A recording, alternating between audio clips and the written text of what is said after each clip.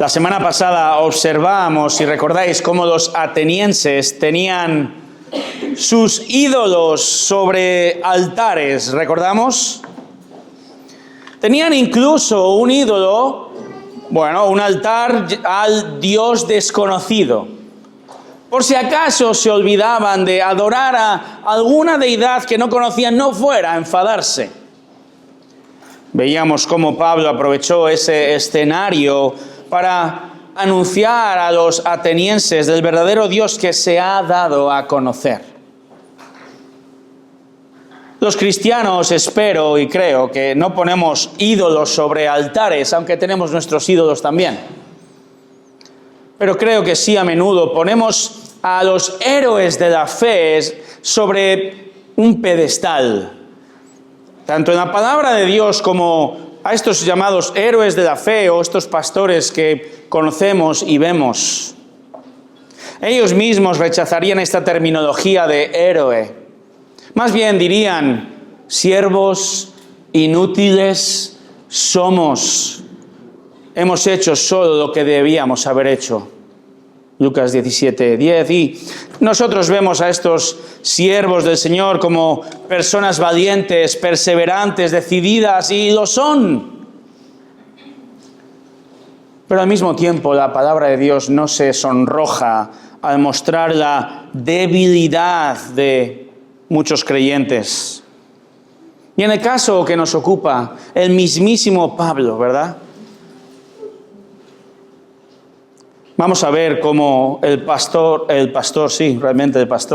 apóstol Pablo lidiaba con las mismas emociones con las que nosotros lidiamos. Hechos 18 deja intuir a un Pablo en dificultad, a un Pablo dolorido físicamente, pero también mentalmente.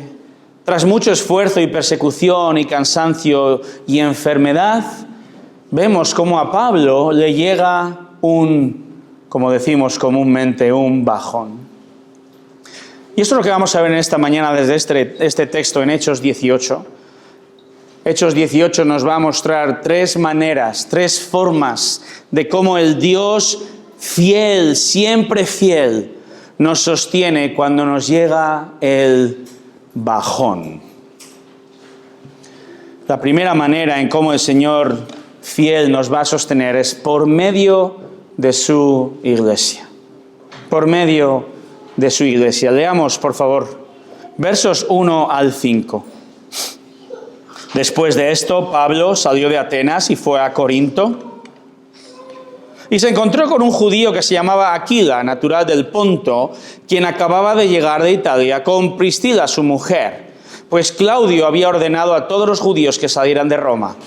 Fue a ellos, y como él era del mismo oficio, se quedó con ellos y trabajaban juntos, pues el oficio de ellos era el hacer tiendas. Y discutía en la sinagoga todos los días de reposo y trataba de persuadir a judíos y a griegos. Cuando Silas y Timoteo descendieron de Macedonia, Pablo se dedicaba por completo a la predicación de la palabra, testificando solemnemente a los judíos que Jesús era el Cristo. El peligro en el que uno puede caer al estudiar Hechos de los Apóstoles surge debido a que Lucas escribe acerca de la obra de Dios al inicio de la iglesia, es decir, desde la venida del Espíritu Santo hasta el comienzo de la extensión del Evangelio por Jerusalén, capítulos 1 al 7, Judea, capítulo 8, y Samaria también, y a partir del capítulo 9 llevamos meses observando cómo el Evangelio, cómo por medio del mensaje proclamado de la vida, la muerte y la resurrección de Cristo, por medio de este mensaje muchos están creyendo. Más allá de estos lugares, hasta lo último de la tierra está comenzando. Muchos están siendo convertidos a Cristo. Y hemos visto cómo tras el apóstol Pedro, un hombre llamado Saulo, que era un feroz perseguidor de cristianos, Saulo fue salvado. Y así se inició un ejemplar trabajo misionero Pablo plantando iglesias a lo largo del Mediterráneo, como podéis ver de nuevo en nuestro mapa, con el primer y el segundo viaje aquí marcados. Ahora, ¿dónde está el peligro, dirás? El peligro, hermanos, reside en que Lucas, fiel al género literario que escribe, género literario de la narrativa histórica, Lucas apenas describe los pensamientos y sentimientos de los protagonistas. Y especialmente Pablo, quien ha pasado por un primer viaje misionero, capítulo 13, donde recorrió fácilmente 2000 kilómetros en año y medio, y no precisamente en automóvil, ¿verdad? Pablo y Bernabé, en ese caso, habían pasado ciudad tras ciudad anunciando el Evangelio, Antioquía, Chipre, Iconio, Listra, predicando sin descanso a miles, y gloria a Dios, muchos convertidos por la gracia de Dios para su gloria, pero también, recordamos, confrontando, por ejemplo, a magos satánicos, a multitudes que los aclamaban como dioses, huyendo constantemente y lidiando con las iras de judíos rebeldes contra Cristo. Pablo incluso sufrió una lapidación, ¿verdad? Con piedras. Lo dejaron medio muerto. Tuvo que lidiar con aspectos teológicos, capítulo 15, por medio de los judaizantes. Estos hombres proclamaban a un falso evangelio de obras. Tuvo incluso conflicto con su amado compañero Bernabé, su ayudante, y vuelta a empezar. Segundo viaje misionero, casi 3 años, 5000 kilómetros, Antioquía, Siria, Listra, Galacia, Troas, Filipos, Tesalónica, Berea, Atenas. Muchas conversiones, pero tremenda persecución y odio y prisión. Muchos azotes, muchos kilómetros, enfermedad. El hecho de estar en Atenas y contemplar esa rampante idolatría que recordábamos le enardecía, le enciende por dentro. Ese odio contra Cristo, ese rechazo al Señor. Todo esto es un desgaste constante. Y todo esto, como él menciona en 2 de Corintios 11:28, dice, además de tales cosas, y solo he mencionado unas pocas, está sobre mí la presión cotidiana de la preocupación por todas las iglesias que va plantando. Y ahora vuelta al peligro. El peligro es leer y no caer en no ser conscientes de esta presión constante. Es pensar que él y que todo siervo de Cristo es un mero robot. No, Pablo era muy humano. Y Silas también, y Timoteo también, y todo siervo de Cristo es humano y débil y pasa por momentos de angustia y dolor, muchas veces en silencio. Como Moisés, cuando él expresó en Números 11, no puedo soportar yo solo a este pueblo, Señor. Como Elías, 1 de Reyes 19:4, siendo perseguido por Jezabel, clamando al Señor desesperado, pidió morirse y dijo, basta ya, Señor, toma mi vida, porque yo no soy mejor que mis padres. Y Lucas, en este género literario de la narrativa histórica, no se adentra apenas en el corazón de Pablo, pero por eso en su sabiduría el Señor nos ha dado también sus cartas. Y hay un texto que nos ayuda a entender Hechos 18. 1 de Corintios capítulo 2, verso 3 dice lo siguiente: estuve entre vosotros con debilidad y mucho temor y mucho temblor. ¿Por qué este bajón? ¿Por qué? Imagínatelo. Imagínate a Pablo llegando ahora a Corinto. Llega solo, tras todas las dificultades en Macedonia. Llega a Corinto, conocido por su tremendo libertinaje sexual. Esta ciudad griega originalmente ahora dominada por los romanos, contaba con cerca de 100.000 personas. Corinto era conocida por su poder económico, había sobrepasado a Atenas. Su situación estratégica la hacía capital del transporte. Tengo incluso un dibujo aquí. ¿Por qué? Para evitar que los barcos tuvieran que dar todo un rodeo a la península del Peloponeso. En Corinto, justo en el Istmo, la parte más estrecha de unos 9-10 kilómetros, habían construido lo que se llamaba el Diolkos, que era una calzada que cruzaba este pequeño estrecho llamado Istmo, donde transportaban los barcos. Y esto generó mucha riqueza. Hoy en día está el paso como en Panamá, ¿verdad? Esto generó mucha riqueza. Su situación geográfica acompañó.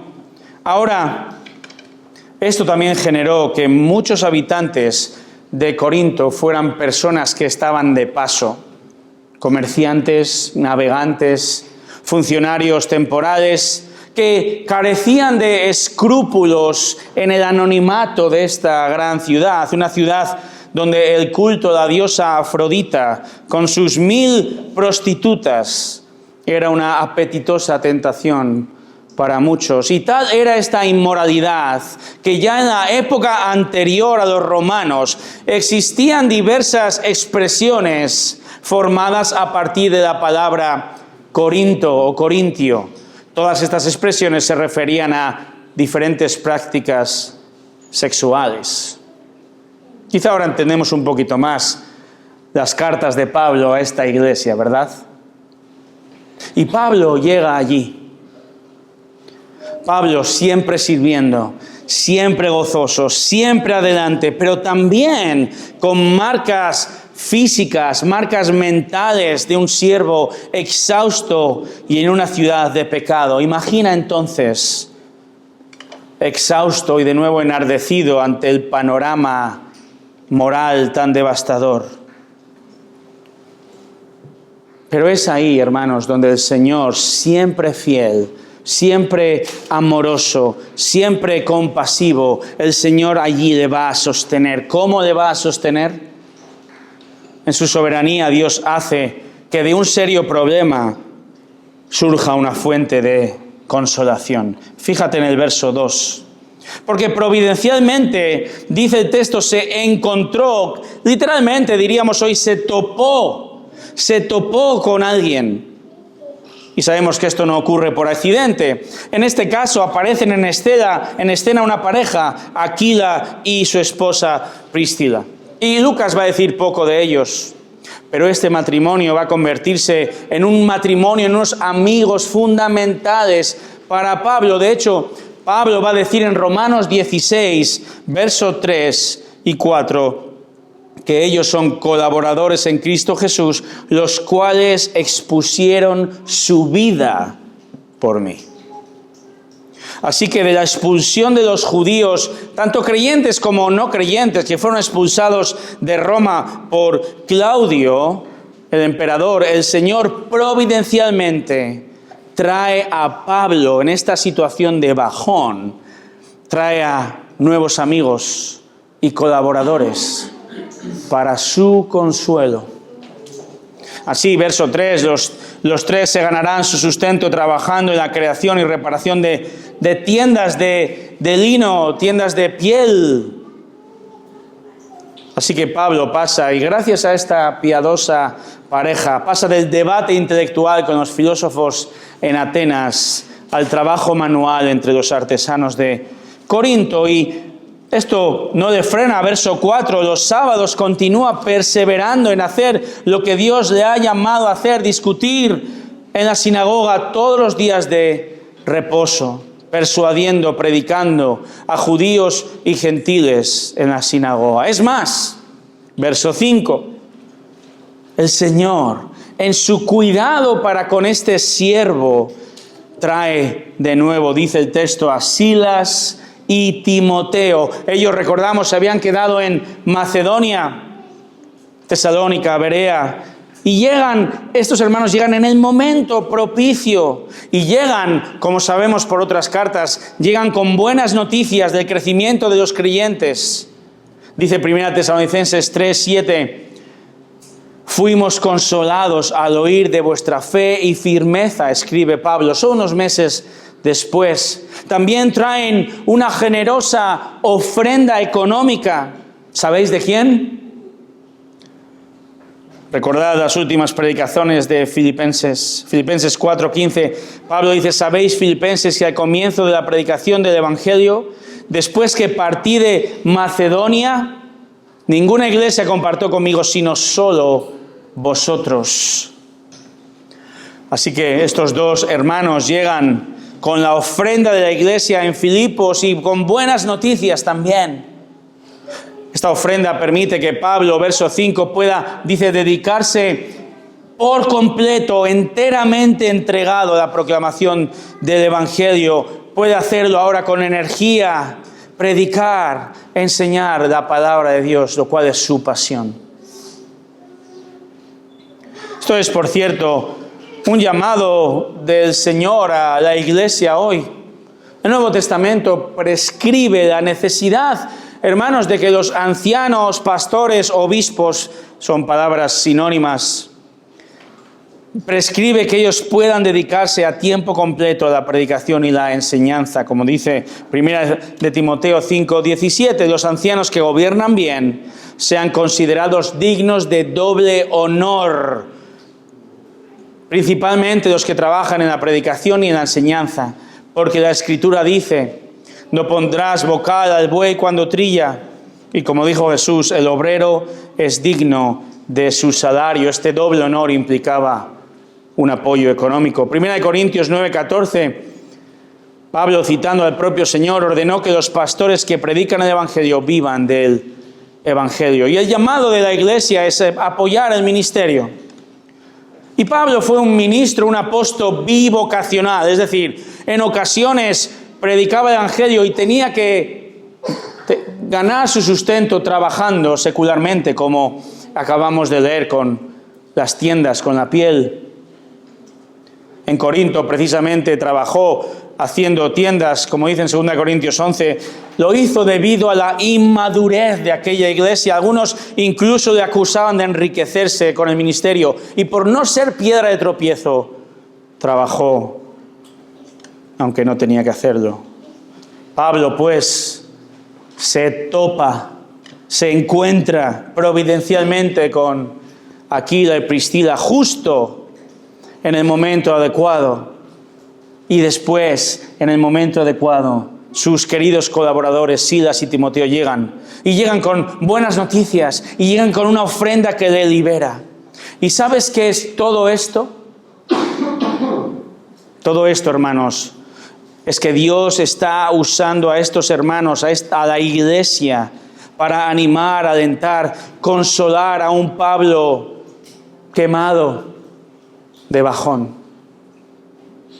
Qué fantástico es tener amigos, ¿verdad? Y muy especialmente amigos creyentes. Qué fantástico es poder cultivar amistades en la iglesia. Qué bueno es tener verdadera comunión. Y verdadera comunión es una relación donde Cristo es el centro de la relación. De Él proviene el ánimo y el verdadero consuelo. Cuando el misionero Adoniram Hudson llegó a Birmania en el año 1813, él no lo sabía, pero iba a enfrentar muchos años de tremenda dificultad. De hecho, Hudson pasó largos periodos sin ver una sola conversión. Sufrió encarcelamientos, sufrió enfermedad, sufrió la muerte de varios familiares, su hijo, su esposa Anne. Y en medio de esta profunda aflicción, este misionero comienza a recibir cartas de creyentes, de amigos. Hudson comparó aquellas cartas, dijo él, con agua fresca para un viajero exhausto en el desierto. Aunque esos hermanos estaban a miles de kilómetros de distancia, Dios usó sus palabras, sus oraciones, su apoyo para fortalecer a un misionero tentado a desanimarse y dejar de perseverar. Iglesia, el ministerio es un gozo. Sois un gozo para mí. Pero también el ministerio puede ser brutal. No digo esto para minimizar otros trabajos muy duros que tenéis. Pero es cierto que solo el Señor y los pastores conocemos del tremendo desgaste físico y emocional que requiere pastorear. Sabemos de cuánto demanda el ministerio y lo hace porque el pecado interviene, ¿verdad? Las imperfecciones intervienen en ambas partes. Y a los pastores también nos llegan momentos de bajón, porque somos hombres comunes y corrientes. Pero la lección que Lucas muestra es que Dios alienta a su siervo por medio de su iglesia. Compañía, apoyo moral, apoyo espiritual, apoyo financiero. Esta es la gozosa responsabilidad de la iglesia. Y no porque los pastores seamos mejores que el resto de los creyentes, sino porque simplemente este es el llamado de Cristo a la iglesia. ¿Tienes tú esta perspectiva de los siervos de Dios, pastores, misioneros? ¿Estás viviendo de tal manera que eres de ánimo y no de desánimo a tus líderes? ¿Sabes? No necesitamos una palmadita en la espalda, sino lo que necesitamos es lo que el apóstol Juan le decía a Gayo en 3 de Juan, verso 4. No tengo mayor gozo que este, oír que mis hijos espirituales andan en la verdad. Este es el mayor gozo para un pastor, para un anciano. Así permitirás que tus líderes pastoreen con alegría y no quejándose cuando tú andas en la verdad, cuando creces.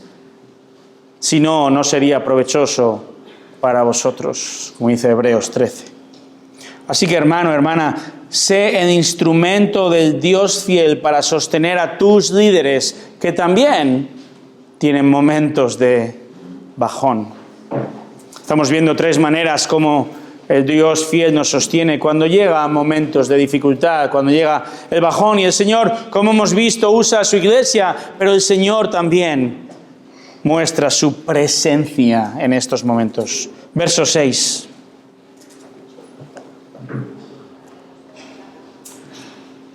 Termina el verso 5 diciendo que él testificaba solemnemente a judíos que Jesús era el Cristo. Pero verso 6, cuando ellos se le opusieron y blasfemaron, él sacudió sus ropas y les dijo: vuestra sangre sea sobre vuestras cabezas. Yo soy limpio. Desde ahora me iré a los gentiles. Y partiendo de allí, se fue a la casa de un hombre llamado Ticio Justo, que adoraba a Dios, cuya casa estaba junto a la sinagoga. Y Crispo, el oficial de la sinagoga, creyó en el Señor con toda su casa. Y muchos de los corintios, al oír, creían y eran bautizados. Y por medio de una visión durante la noche, el Señor dijo a Pablo: no temas, sigue hablando, no calles, porque yo estoy contigo y nadie te atacará para hacerte daño, porque yo tengo mucho pueblo en esta ciudad. Y se quedó allí 1 año y 6 meses enseñando la palabra de Dios entre ellos. Hermanos, no nos equivoquemos. El ánimo llega por medio de amigos, por medio de creyentes, por medio de su iglesia, pero los problemas no cesan. Los judíos, pensaba, sorpresa, ¿verdad? Los judíos rechazan las enseñanzas de Pablo. La oposición llega a ser tan intensa que ellos, dice el texto, que blasfeman, que le injurian a él, pero aún peor, blasfeman en contra de Cristo. Una escena tan intensa que Pablo está, como decimos, hasta la coronilla. Así, ahí os quedáis. Pablo se exculpa de las consecuencias de rechazar a Jesús como el Mesías y dice: yo soy limpio, yo soy inocente, verso 6. No me culpéis a mí del castigo que está a punto de llegar. Y lo hace con ese típico gesto judío, ¿verdad? De sacudir las ropas, como diciendo: ni siquiera quiero compartir el polvo que tengo en la ropa con vosotros. No tengo nada que ver con vosotros. Ahora, dice Pablo, final del verso 5, se va a centrar en evangelizar a los gentiles en Corinto. Así, verso 7, podemos decir que Pablo traslada su escuela a casa de un tal Ticio Justo, un temeroso de Dios que había escuchado a Pablo predicar en la sinagoga y había llegado evidentemente a la fe en Jesús. Y ahora Ticio ponía su casa a disposición del apóstol, lo cual es providencial. Porque parece que este hombre vive al lado de la sinagoga. ¿Y por qué es ideal? ¿Por qué es providencial? Porque ahora la gente acostumbrada a asistir a la sinagoga no tiene que abandonar su rutina habitual si desean seguir escuchando a Pablo. Siguen haciendo su camino hacia la sinagoga como habitualmente, pero entran, digamos, en la siguiente puerta. Y ahora, hermanos, es cuando tres acontecimientos suceden que de seguro van a traer consuelo a Pablo.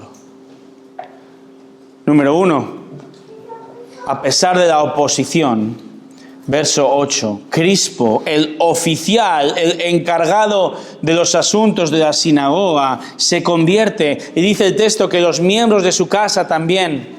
Y sabemos por 1 Corintios 1:14 que Pablo le va a bautizar. Es más, otra situación que ocurre gloriosa, dice el texto que muchos de los corintios al oír creían y eran bautizados. Eran bautizados como señal de su fe genuina en Cristo. Imagínate qué gozo tan grande sería para el apóstol ver este fruto ministerial de condenados a convertidos, de rebeldes a regenerados, de pecadores a perdonados. Y Pablo, de seguro, con su buena teología, sabe que esto no es otra cosa, que no es cosa suya. Sabe que Corinto no está siendo conquistada por su talento. De hecho, él va a escribir a los corintios un par de años después. 1 Corintios 1:30 dice que por obra de Dios vosotros estáis en Cristo Jesús. Va a decir en 1 Corintios 2:1 que yo no fui con superioridad de palabra o de sabiduría. Yo fui a predicar a Cristo para que, 1 Corintios 2:5, para que vuestra fe no descanse en la sabiduría de los hombres, sino en el poder de Dios. Hermanos, el plan de salvación es de Dios. El llamado a Pablo y a toda la iglesia es de Dios. El poder es de Dios. Cristo, nuestro Dios, ha prometido estar con nosotros todos los días hasta el fin. ¿En qué contexto? Bueno, en este contexto es mientras proclamamos a Cristo. En otras palabras, el Señor está mostrando su presencia en medio de días turbulentos para el apóstol y la muestra con salvación. Y si pensáis que esto es poco, llega un tercer acontecimiento en el verso 9. Dice el texto que el Señor se aparece en una visión durante la noche y le dice: Pablo, no temas, sigue hablando y no calles. En su gracia el Señor Jesucristo, en este caso, consuela, vigoriza, asegura. Cristo anima y promete a Pablo que eso que está haciendo, predicar, discutir, evangelizar, enseñar, es su voluntad. Y le dice: sigue adelante, yo mismo te protegeré con mi misma presencia. Verso 10, porque yo estoy contigo. La presencia del Señor con el apóstol. La protección del Señor. Fíjate, nadie te atacará para hacerte daño. Y el propósito del Señor, porque yo tengo mucho pueblo en esta ciudad. El Señor sabe que Pablo necesita este apoyo, este ánimo, este consuelo. Se aparece en visión para mostrarle, informarle de su presencia constante, de su protección y de su propósito para con la ciudad. Yo tengo mucho pueblo en esta ciudad. ¿Qué quiere decir esto? Sin ninguna duda, Cristo se refiere a sus escogidos desde antes de la fundación del mundo. El Señor conoce a cada uno por nombre. Ahora, Pablo no sabía quiénes eran hasta que esas personas depositaran su fe en Cristo. Él tuvo que predicarles el Evangelio para que creyeran. Hay quien argumenta que la doctrina de la elección desalienta la evangelización, porque se suele decir, si Dios ha escogido desde antes de la fundación del mundo, entonces es un hecho consumado y yo no tengo nada que hacer. Pero hermanos, Dios no ha ordenado solamente la salvación del creyente, sino que Dios ha ordenado el medio de salvación. ¿Cuál es? La predicación del Evangelio. Por lo tanto, la doctrina de la elección debería motivarnos a la evangelización. Porque si la salvación dependiera del llamado libre albedrío del hombre, nadie jamás sería salvo. Jamás. Porque ningún hombre puede entender el Evangelio en su condición natural, en su condición caída. Nadie puede entender el Evangelio aparte de la gracia soberana de Dios. En su libre albedrío, todo incrédulo elegirá sin duda el pecado. Dice Romanos capítulo 3, versos 10 al 13. No hay justo ni a uno, no hay quien busque a Dios, no hay quien entienda. Pero si Dios Padre decretó salvar a un pecador, pero si Jesús derramó su sangre para redimirlo, pero si el Espíritu Santo le otorga el nuevo nacimiento por gracia y le da fe salvífica al escuchar el Evangelio, hermanos, entonces aún hay esperanza cuando anunciamos el Evangelio. Por eso Pablo va a decir, 2 Timoteo 2:10, por tanto todo lo soporto por amor a los escogidos, para que también ellos obtengan la salvación que está en Cristo Jesús y con ella gloria eterna. Hermanos, Dios es fiel. Y Él provee a Pablo de colaboradores piadosos por medio de la iglesia. Él provee de ánimo, Él provee de fondos económicos. Él también trae conversos aún en medio de una fuerte oposición en una época de bajón. Dios en su gracia confirma su presencia, su protección y su propósito cuando Pablo más lo necesita. De hecho, esta visión es una de las 6 visiones que Pablo recibió en Hechos, todas en momentos críticos de su ministerio. Justo cuando más lo necesitó, Pablo vio a Cristo y su presencia lo sostuvo. La pregunta es, ¿sigue Dios haciendo esto hoy? ¿Tiene Cristo la capacidad de aparecerse en sueños o visiones? Bueno, claro que sí, que la tiene.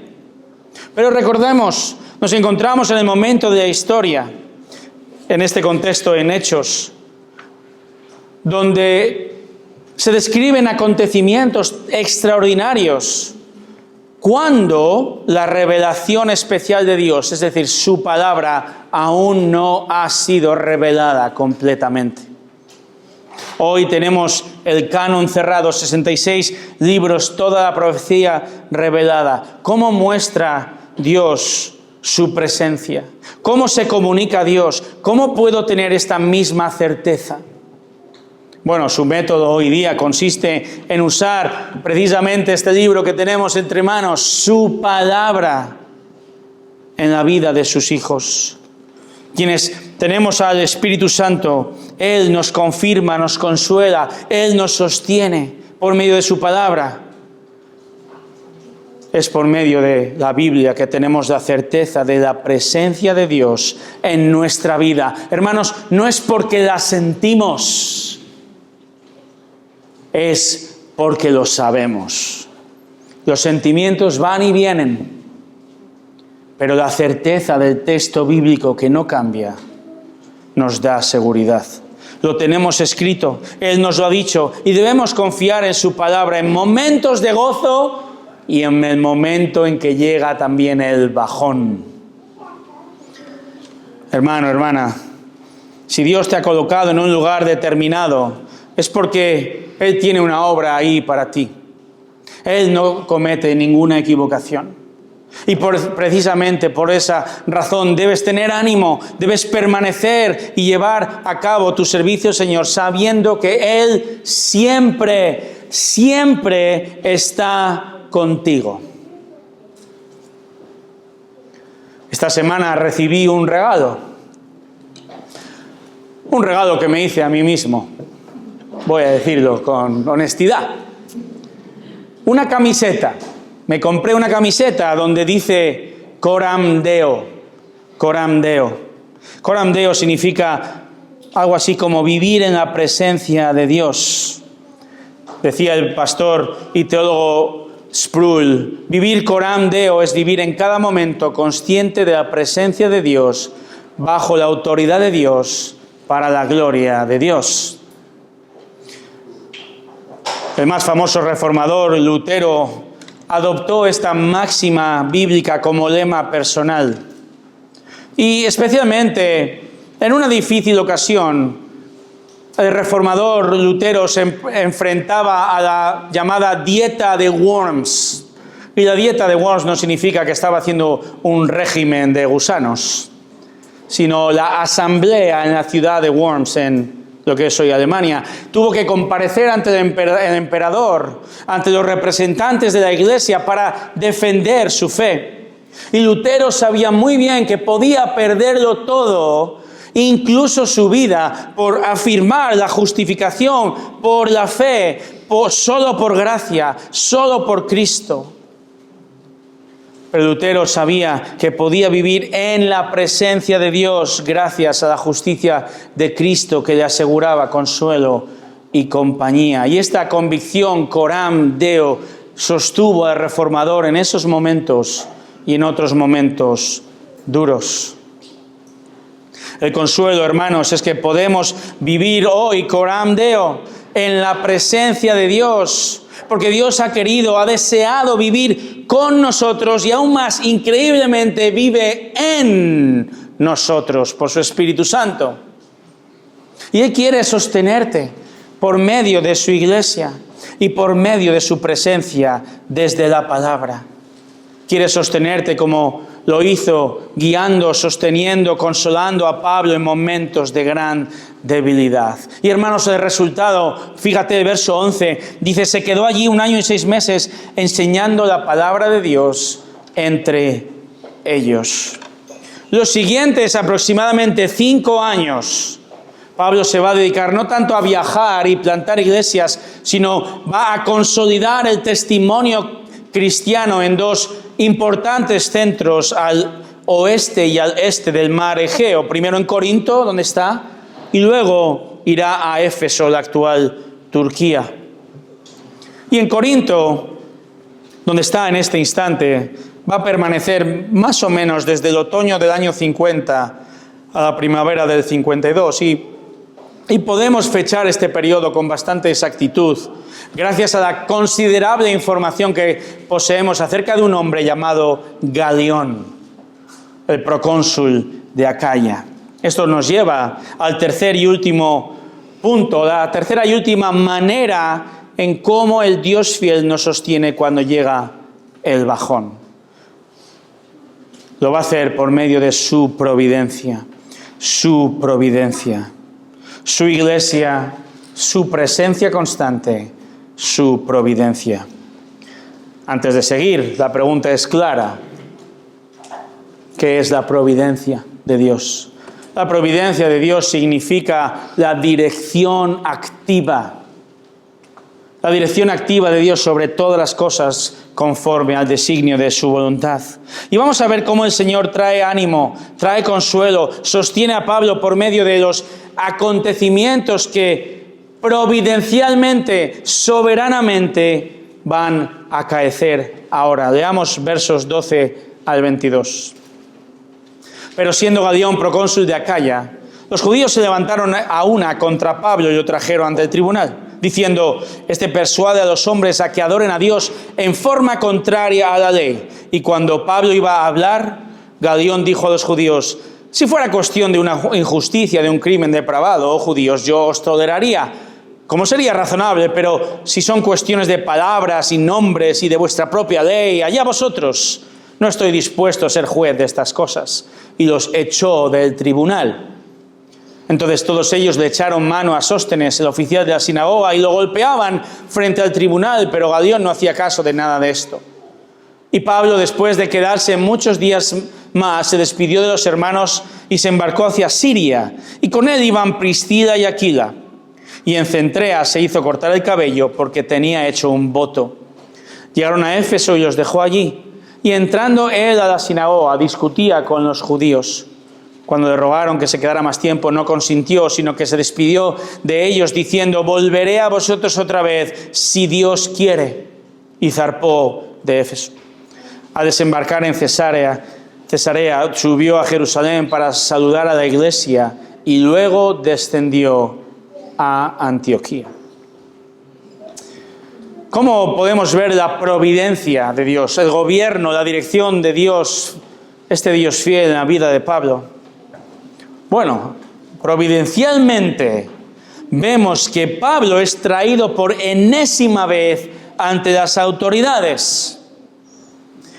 Recordemos, el Señor en la visión le prometió que no sería atacado, pero no le prometió que no sería juzgado y sufriría todavía. En este caso, el texto nos habla de un hombre, el procónsul Galión. Galión fue un gran jurista, hermano del filósofo Séneca.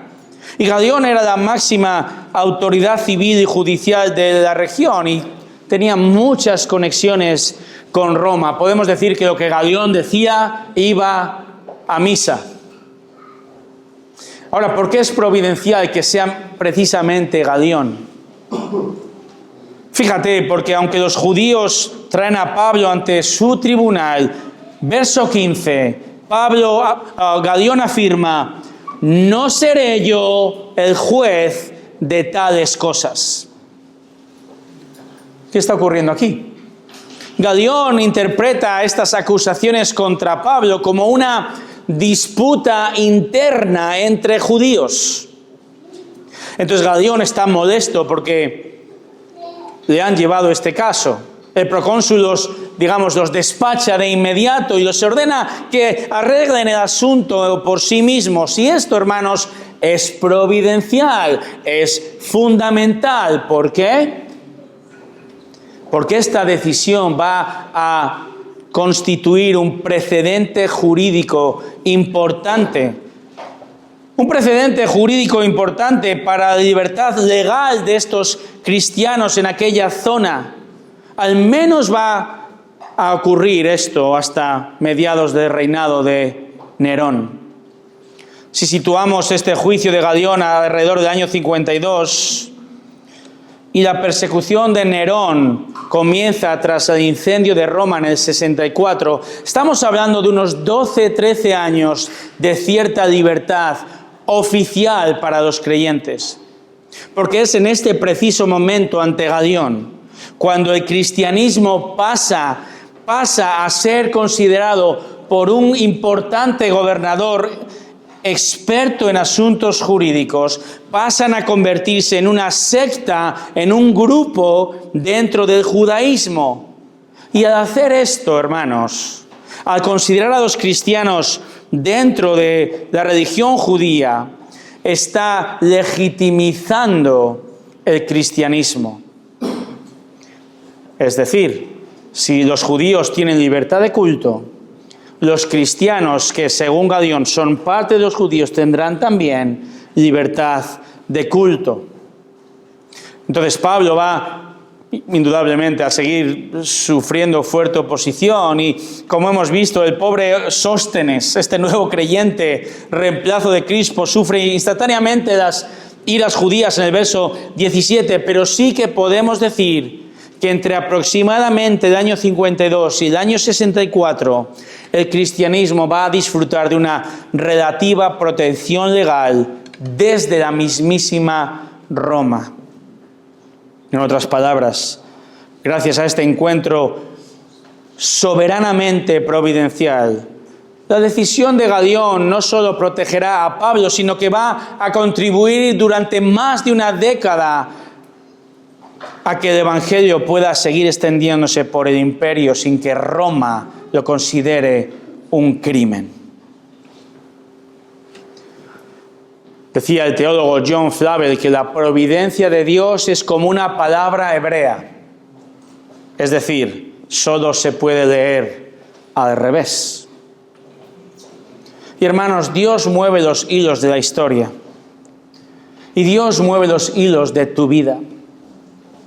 Mira hacia atrás y descansa en la divina providencia.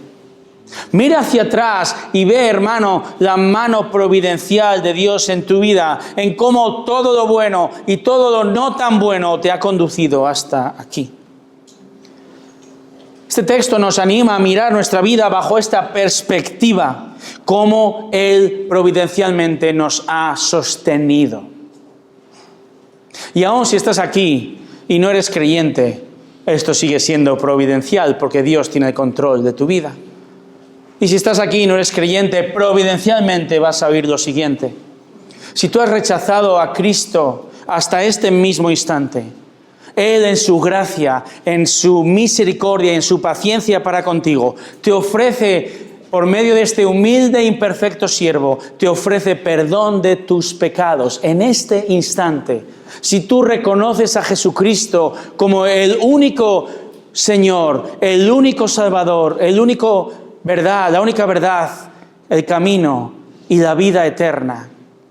Si tú crees que Él murió en la cruz, no solo por los pecados de algunos, sino por tus pecados, la Biblia dice que eres salvo.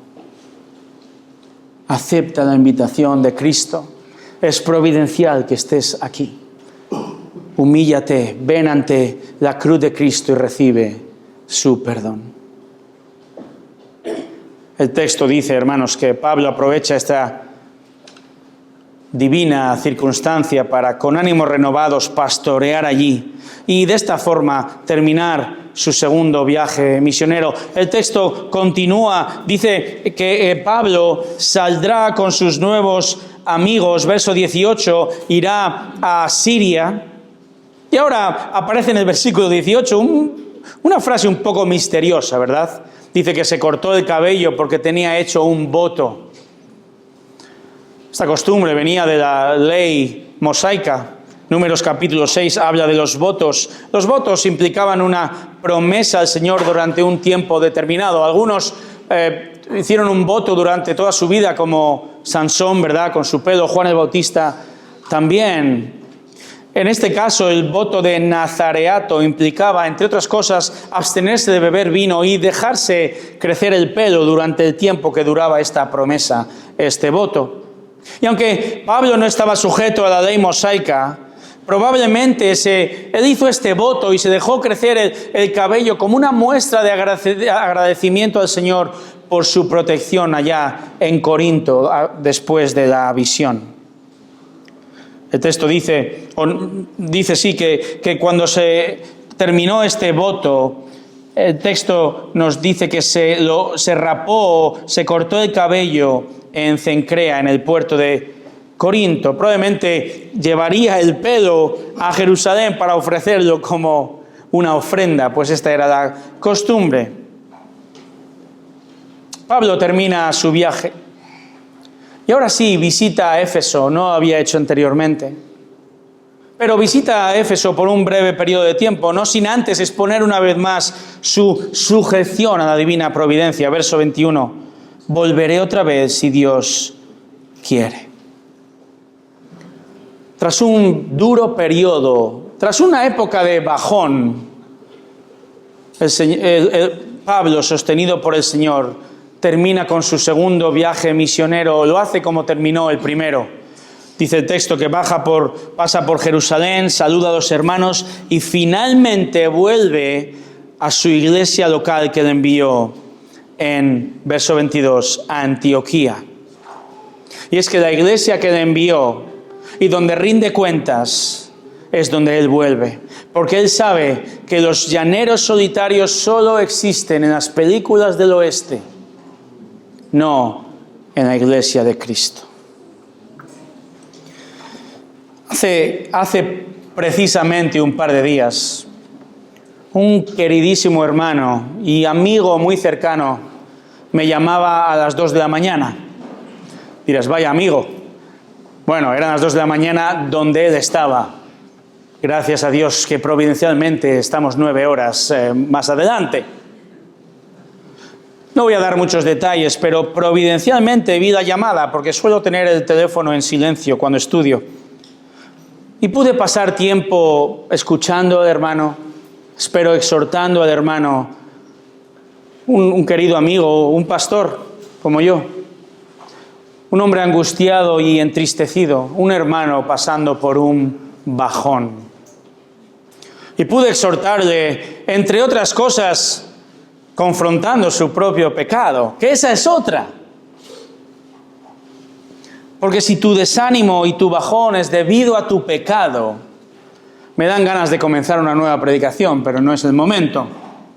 Pero el llamado del fiel Señor es que reconozcas tu pecado, que te arrepientas y que acudas a su gracia constante y perseveres en obediencia a Cristo por Cristo y para la gloria de Cristo. Pero esta llamada me alegró tremendamente y me hizo pensar. Doy gracias al Señor porque tengo un amigo al otro lado del mundo que me considera un amigo lo suficientemente cercano como para llamarme. Era a las 2 de la mañana, mis 10 de la mañana, aquí. Y yo te pregunto, ¿tienes tú buenos amigos así, creyentes, que estén dispuestos a hablar con franqueza aún de tu pecado y apuntarte a Cristo? ¿Cogerías tú el teléfono, no sé si a las 2 de la mañana, pero podrías llamar y hablar estas cosas y abrir tu corazón a otro creyente, aún sabiendo que parte de lo que vas a escuchar va a ser quizá una represión franca? ¿Buscas tú comunión así con tu iglesia para ser sostenido en tu momento de bajón? Hermanos, este texto muestra a un gigante, a un héroe de la fe, pero a un humano como tú y como yo. Los siervos más fieles pueden y de hecho atraviesan momentos de temor y desaliento. Esta realidad se pudo observar muy claramente en la vida del príncipe de los predicadores, aquel que los predicadores mencionamos tan a menudo, Charles Spurgeon. Un héroe para muchos, ¿verdad? Pero en 1856, mientras estaba predicando ante miles de personas en Londres, alguien entre la congregación gritó falsamente: ¡fuego! El pánico se extendió rápidamente por la multitud y en la estampida resultante varias personas murieron y muchas resultaron heridas. Y Spurgeon tenía 22 años cuando esto ocurrió. Y el impacto emocional para él fue tan devastador que durante semanas quedó profundamente abatido, y aquella experiencia le marcaría el resto de su vida y contribuiría a sus muchas luchas con la tristeza.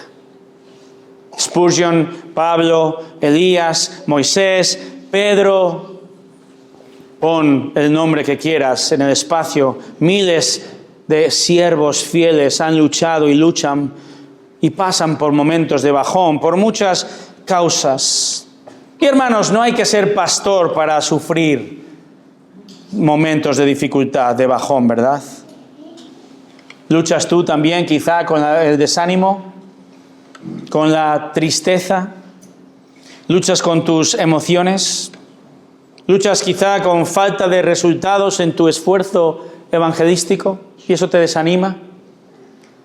¿O no ves que tus hijos respondan a la corrección y la disciplina? Quizá tu lucha es debido al cansancio derivado de tu trabajo, un trabajo extenuante física o mentalmente, o quizá por medio o debido a una enfermedad que pasas o a una relación difícil.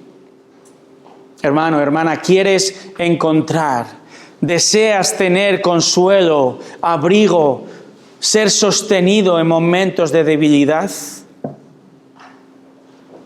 Respondo como un buen gallego, que no soy, pero que voy aprendiendo, con otra pregunta. ¿Quieres encontrar consuelo? Así que permíteme preguntarte, ¿lo sabe tu iglesia? ¿Sabe algún hermano o hermana de la congregación que estás pasando por un momento de debilidad y así guiarte y escucharte? Porque a menudo creo que pensamos que los demás son adivinos, que saben automáticamente que no estamos bien. Seamos humildes, seamos maduros y tomemos la iniciativa. Acude a la iglesia para encontrar consuelo y ser sostenido por el Señor. Y si te encuentras en un momento de bajón, toma la iniciativa. Ve a un hermano o una hermana piadosos. Abre tu corazón. No simplemente digas, cuando te pregunten ahora en el tiempo de comunión, ¿qué tal? Bien, todo va bien. No mientas, abramos nuestro corazón. Y por el otro lado, estamos dispuestos a hacer la pregunta ¿qué tal estás? Esperando quizá una respuesta honesta que lleve tiempo. ¿Estamos dispuestos a escuchar? Permíteme entonces preguntarte, ¿lo sabe tu iglesia? Permíteme también preguntarte, ¿estás buscando refugio en la presencia del Señor por medio de su palabra? Porque a menudo en el bajón y automáticamente dejamos de leer, dejamos de orar. Y es en ese momento precisamente en donde debemos más si cabe sumergirnos en nuestra relación con Cristo. Y Dios no te promete como a Pablo, nadie te hará daño, al menos no físicamente como ocurrió a Pablo, pero sí promete sostén cuando le buscas desde su verdad. Cuando lees la palabra y meditas en frases como el Señor es mi pastor. O he aquí, yo estoy contigo todos los días hasta el fin. O agradó a Dios mediante la necedad de la predicación salvar a los que creen. ¿Buscas a tu iglesia? ¿Corres a su presencia desde la palabra y en oración? Número 3, ¿miras confiado en su dirección providencial?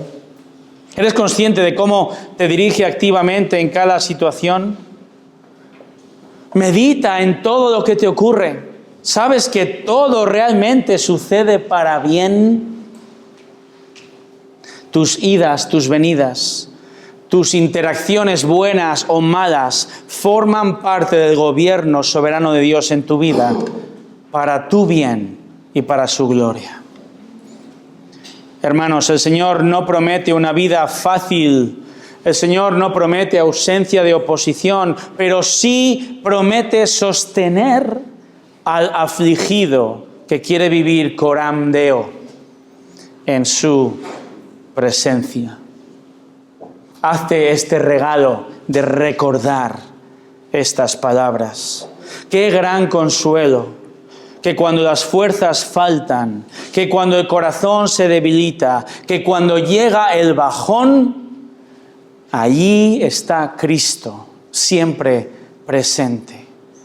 Pon tu esperanza no en tu fortaleza, sino en la fidelidad inquebrantable del Señor, quien te sostiene siempre. Oremos.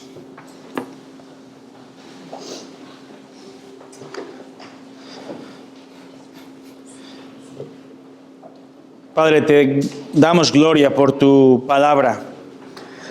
Cómo increíblemente este texto llega providencialmente en el momento adecuado. Después de esfuerzo, proclamar el Evangelio constantemente, casi nos cansamos al leer Hechos y llega un momento donde Pablo, sin dejar de servir, pero muestra el texto tu cuidado soberano. En momentos donde Pablo estaba pasando momentos de dificultad. Primera de Corintios 2, diciendo que llegó allí con mucho temor y temblor, en debilidad. Tú muestras tu cuidado, tú le sostuviste. Nada ha cambiado, tú nos sostienes. Tú animas, das aliento al cansado, tú das fuerzas a quien espera en ti. Señor, no prometes una vida de color de rosa, pero prometes algo mejor, una vida contigo. Queremos confiar en ti. Queremos utilizar los recursos de tu iglesia, de los hermanos que nos aman y a los que queremos y debemos abrir nuestro corazón y encontrar abrigo y consuelo. Queremos observar tu presencia constante en nuestra vida, no solo habitando en nosotros, sino teniendo tu palabra, tu voluntad revelada y encontrando consuelo en ella. Y queremos ver tu mano providencial en todos los acontecimientos de la vida. Nada ocurre, ni un pelo de nuestra cabeza se cae sin tu consentimiento. Tu deseo es que crezcamos a la imagen de Cristo, aún en medio de la dificultad. Queremos ver con ojos gozosos y de fe, porque tú nos sostienes. A ti la gloria en el nombre de Jesús. Amén.